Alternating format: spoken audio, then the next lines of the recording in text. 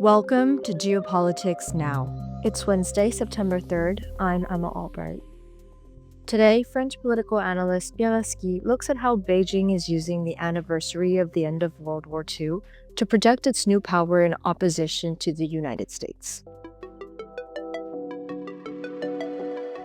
L'impressionnant défilé militaire de Pékin célèbre le 80e anniversaire de la fin de la Seconde Guerre mondiale en Asie. The impressive military parade on Beijing's Eternal Peace Avenue is a celebration of the 80th anniversary of the end of World War II in Asia.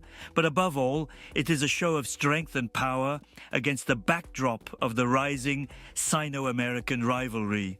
The presence of the Russian and North Korean leaders alongside Xi Jinping, China's president, contributes to the anti-Western tone of the event. The Chinese Communist Party's historical claim on the victory over Japan during the war is ironic because the country that helped China most in repelling the Japanese army was the United States. At the end of the war, the Americans even had good relations with Mao Zedong. An American mission visited the communist leader at his headquarters in Yan'an and found him to be more reliable and less corrupt than his nationalist rival, Chiang Kai-shek. But according to American sinologist Richard Bernstein, the year 1945 effectively marked the beginning of the rivalry between the United States and Communist China, a rivalry that, like a recurring disease, continues to reinvent itself. Why in 1945? Alors la plupart des historiens sérieux s'accordent. Most serious historians agree that the communists held back their forces against the Japanese during the war, leaving Chiang Kai-shek's nationalist army to take the lead. This is what Donald Trump criticized Xi Jinping for in a tweet, accusing him of plotting against the United States. During World War II, the communists were, in fact, preparing for the battles that would ensue. The civil war that followed Japan's surrender, which ended with Mao's victory and the proclamation of the People's Republic on October 1st, 1949. However, Mao had promised the Americans that he would not resume the war against the nationalists. In his book on the year 1945, China 1945, published in 2015, Bernstein shows that the break was inevitable despite American hopes and left plenty of bitterness. The Cold War and the Korean War would ultimately bring China and the United States into brutal opposition.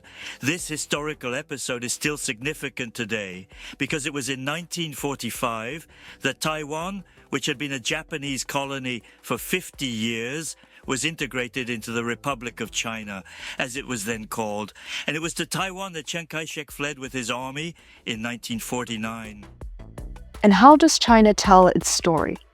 Comme l'écrit le chercheur Victor Louzon dans son livre, As researcher Victor Louzon writes in his book, Comment la Chine écrit son histoire, how China writes its history, control over the interpretation of history has always been a fundamental issue for the Chinese government.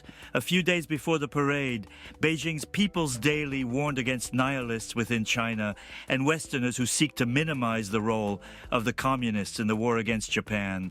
An event as significant as this parade generates a specific narrative. Victory over Japan provides historical legitimacy for China's assertion of power against the new threats it faces today, namely the United States.